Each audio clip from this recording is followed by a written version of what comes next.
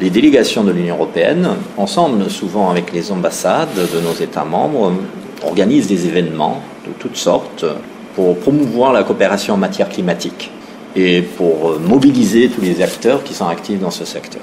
Donc au Bénin, le samedi dernier, pour donner un exemple, nous avons soutenu l'éco-running de Saché et Loué. Et il s'agissait de ramasser les déchets de plastique sur un trajet de 6 km sur la plage. Si vous prenez les plastiques qui ne sont pas biodégradables, et c'est pour l'instant l'essentiel des plastiques, elles sont une menace pour la vie quotidienne des pêcheurs sur la côte, mais en fait, franchement, sur tout le monde, dans la mesure où il faut jusqu'à 400 ans pour qu'un tel sachet se décompose complètement. 400 ans avant qu'il disparaisse complètement de l'environnement. C'est 15 générations. Ce n'est pas vos arrière-petits-enfants, c'est 15 générations. On a trouvé par exemple l'initiative de Saché et Loué particulièrement louable parce qu'il démontre qu'on peut donner une seconde vie aux déchets en créant des bancs d'école ou des pots de fleurs. Donc il faut voir le changement climatique comme un grand défi, mais au fond il y a aussi de réelles opportunités de changer de vie, de créer des emplois, y compris des emplois locaux, qui créent nettement plus de valeur que d'importer des sacs en plastique d'un continent lointain. Et justement, vous venez de parler de changement climatique. C'est un concept qu'on entend de plus en plus. Qu'est-ce que c'est ? Partout dans le monde, le climat change. Et le problème, c'est que c'est pas un événement exceptionnel. C'est les changements qui se traduisent en variations importantes et durables. Ce qui veut dire qu'il y a des phénomènes de plus en plus extrêmes. Vous avez des inondations cycliques. Le Bénin en a vécu. L'année dernière, c'était très fort. Il y a des chaleurs extrêmes et inhabituelles. On a eu des vagues de chaleur en Europe cet été avec des températures jamais vues. Plus de 40 degrés, en fait, dans les pays du Nord. Des vents très violents et le dérèglement des saisons, ce qui, pour l'agriculture et la pêche, est terrible. Donc, ça crée une véritable menace pour notre vie quotidienne, mais aussi sur la sécurité, sur la paix. Un sujet à la fois très concret et très mondial. Et en plus, il y a l'injustice.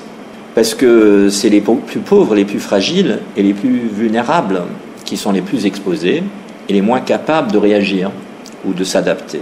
Et donc, c'est devenu, comme vous l'avez vécu aussi la semaine dernière à New York, et comme vous voyez dans les manifestations de jeunes, un des sujets les plus importants de la politique mondiale aujourd'hui. Et donc, en fait, nous pensons qu'il faut faire de la lutte contre ce changement qui nous menace tous une des priorités de la coopération entre l'Union européenne et l'Afrique. Et le changement climatique semble être un thème des grandes conférences internationales. Pourquoi est-ce que c'est important pour l'Union européenne au Bénin ? Je crois que pour revenir sur cette idée que ça nous affecte tous et qu'on peut tous faire quelque chose dans notre vie quotidienne pour essayer de lutter contre ce problème qui peut ruiner la vie de nos enfants et de nos petits-enfants, c'est vraiment pas seulement un thème de grande conférence internationale, un thème de tous les jours. Ça affecte tout le monde, pour une fois, dans tous les pays. C'est pas un problème de riches, c'est pas un problème de pauvres, encore que les pauvres ont moins de moyens de lutter contre.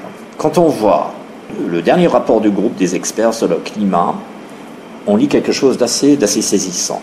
Ils disent « Nous vivons sur une terre nourricière, tempérante, protectrice, mais à épuiser ses ressources, à exploiter trop intensément ses sols et ses forêts, nous mettons en péril non seulement notre capacité de faire face au réchauffement, mais aussi nous mettons en péril nos conditions de vie, même nos conditions de subsistance. Il est donc urgent d'adopter à l'échelle mondiale une gestion des terres plus durable.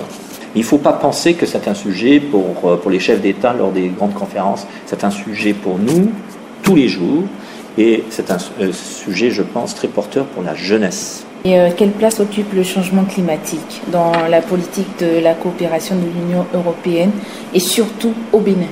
Nous sommes un peu, pour l'instant encore, qu'on peut dire qu'on ne fait jamais assez sur un thème aussi vital. Nous sommes, en tant qu'Union européenne, un peu au sein au moins du groupe des pays, disons, industrialisés, un peu à la pointe du combat. C'est chez nous que la transition énergétique vers des énergies renouvelables, solaire, vent et d'autres, est le plus avancée. C'est nous qui avons lancé à l'époque, même si maintenant on n'en profite pas forcément technologiquement, les changements en termes d'utilisation du soleil, donc des panneaux solaires.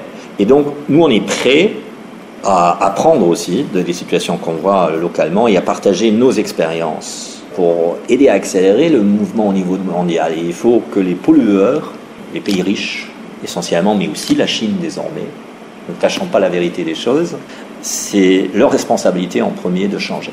Et en plus, il faudra déjà, quoi qu'il arrive, même si on arrive à mieux faire, il faudra déjà s'adapter à des changements qu'on ne peut plus arrêter. Il y aura des changements de toute façon. Et là, il y a effectivement aussi des moyens financiers qui sont nécessaires. Nos financements n'arrêtent pas d'augmenter, aussi bien chez nous que dans notre coopération internationale, dans nos projets au Bénin, pour être tout à fait concret, dans les projets soit dans l'agriculture, soit dans l'énergie, dans l'eau, la part pour renforcer ce qu'on appelle la résilience, c'est-à-dire la capacité de résister au changement climatique, et la lutte contre le changement climatique prennent déjà une part importante. Donc on essaye, pour être tout à fait concret, par exemple, de faire en sorte que l'électricité, les énergies renouvelables prennent une place plus importante et qu'on a moins besoin d'énergie en fait polluante. Et en même temps, on essaye aussi d'aider là où on peut, d'aider en fait à accroître la résilience dans l'agriculture, mais aussi sur l'érosion des côtes et de projets de ce type. Monsieur l'ambassadeur, est-ce que vous êtes optimiste ou est-ce que vous pensez que dans quelques siècles, la planète va disparaître peut-être ? Un grand homme qui est un peu l'inspirateur de l'Europe que j'ai l'honneur de servir, Jean Monnet, disait un jour « Je ne suis pas optimiste, je suis déterminé ». J'ai toujours trouvé que c'est une belle phrase pour toute action politique et collective. Est-ce qu'on est optimiste ? Je pense qu'il y a quand même des raisons d'être, disons, raisonnablement optimiste. Parce qu'en peu de temps, je peux le dire, j'ai près de 60 ans, mais quand j'étais jeune, ce thème n'existait pas. Et aujourd'hui, mes enfants me disent « Mais tout ce que tu fais n'a pas de sens si vous ne faites rien dans ce domaine. » Donc, si les responsables politiques, si toute cette belle diplomatie n'arrive pas à sauver notre planète, vous faites ça pourquoi ? Et donc, en l'espace d'assez peu de temps, il y a quand même une prise de conscience à l'échelle planétaire qui est assez encourageante. C'est pas un sujet où il y a un météore qui va nous tomber dessus et détruire la planète. Nous, on peut, par des changements de tous les jours, et je voudrais vraiment terminer là-dessus, les changements de tous les jours, donc vous et moi, tout le monde, on peut contribuer. On peut faire cette transition écologique vers des manières plus durables de vivre. On peut même aussi, comme Sachet Loué le démontre, en fait, combiner la transition écologique avec la création d'emplois. Chez nous, en Europe, la transition vers une économie circulaire a un potentiel assez important de création d'emplois, tout en réduisant les émissions de carbone. Donc, je pense que c'est possible, c'est déjà en train de se faire, et on devra tous travailler ensemble pour accélérer le rythme.